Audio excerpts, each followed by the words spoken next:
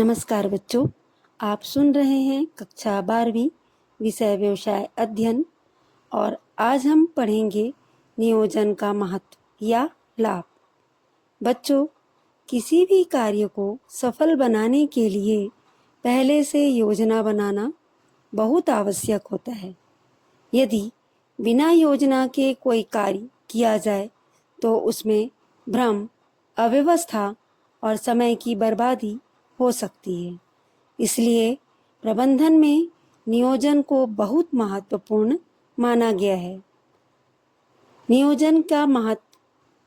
पहला, उद्देश्य प्राप्ति में सहायक। नियोजन का प्रमुख उद्देश्य लक्ष्य को प्राप्त करना होता है।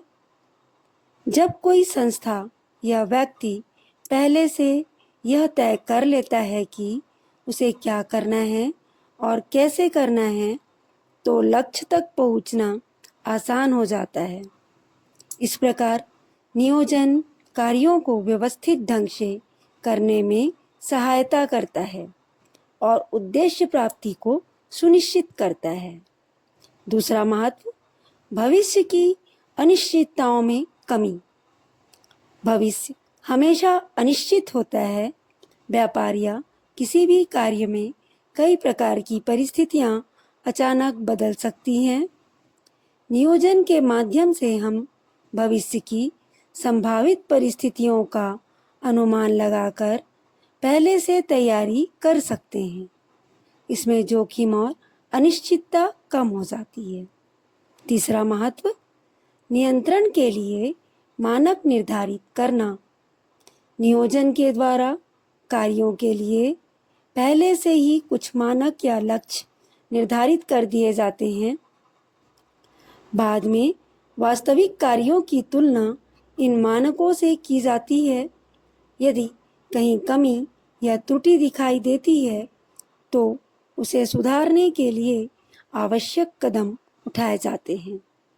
इस प्रकार नियोजन नियंत्रण की प्रक्रिया को आसान बनाता है। चौथा महत्व, निर्णय लेने में सहायक। नियोजन करते समय प्रबंधक के सामने कई विकल्प होते हैं। उन सभी विकल्पों का विश्लेषण करके सबसे अच्छा विकल्प चुना जाता है।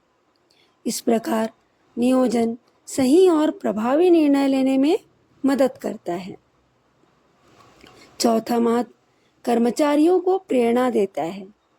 जब कार्यों के लक्ष्य और योजनाएं स्पष्ट होती हैं तो कर्मचारियों को यह पता होता है कि उन्हें क्या करना है। इससे उनमें उत्साह और प्रेरणा बढ़ती है और वे बेहतर तरीके से कार्य करते हैं। चौथा महत्व, संसाधनों का कुशल उपयोग। नियोजन के माध्यम से उपलब्ध संसाधनों जैसे समय, धन और श्रम का सही उपयोग किया जाता है। इससे अनावश्यक खर्च और समय की बर्बादी कम होती है और कार्य अधिक प्रभावी ढंग से पूरा होता है। सातवां महत्व, अनावश्यक और अपव्ययी क्रियाओं में कमी।